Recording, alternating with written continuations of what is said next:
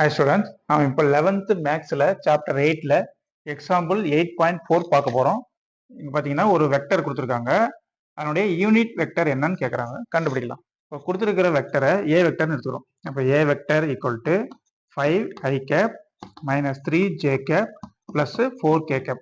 இப்போ கொடுத்துருக்கிற வெக்டரை ஏ வெக்டர்னு எடுத்துக்கிட்டோம். இப்போ நம்ம என்ன கண்டுபிடிக்கணும், யூனிட் வெக்டர் தான் கண்டுபிடிக்கணும். யூனிட் வெக்டருக்கு நம்மளுக்கு ஃபார்முலா தெரிஞ்சிருக்கணும்.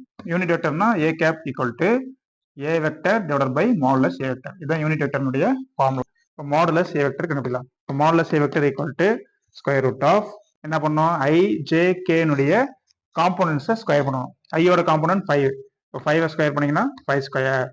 அடுத்தது நடுவில் என்ன வரும், பிளஸ் மைனஸ் 3 இருக்குது. மைனஸ் 3 ஸ்கொயர் பண்ணா பிளஸ் 3 ஸ்கொயர் தான் எழுதுவோம். அப்போ 3 ஸ்கொயர் பிளஸ் இங்க 4 ஸ்கொயர் பண்ணீங்கன்னா என்ன வரும், 4 ஸ்கொயர். இங்க மைனஸ் இருக்குன்னு இங்க எதுவும் மைனஸ் போட்டுறாதீங்க, ஸ்கொயர் பண்ணும்போது பிளஸ் ஆயிடுது. அப்போ ஸ்கொயர் ரூட் ஆஃப் 5 ஸ்கொயர் பண்ணா என்ன வரும், 25 பிளஸ் 3 ஸ்கொயர் பண்ணோம்னா 9 பிளஸ் 4 ஸ்கொயர் பண்ணோம்னா 16 வரும். ஈக்குவல் டு இப்போ மூணுத்தையும் ஆட் பண்ணுங்க. ஆட் பண்ணீங்கன்னா 16 பிளஸ் 9 25, 25 பிளஸ் 25 50.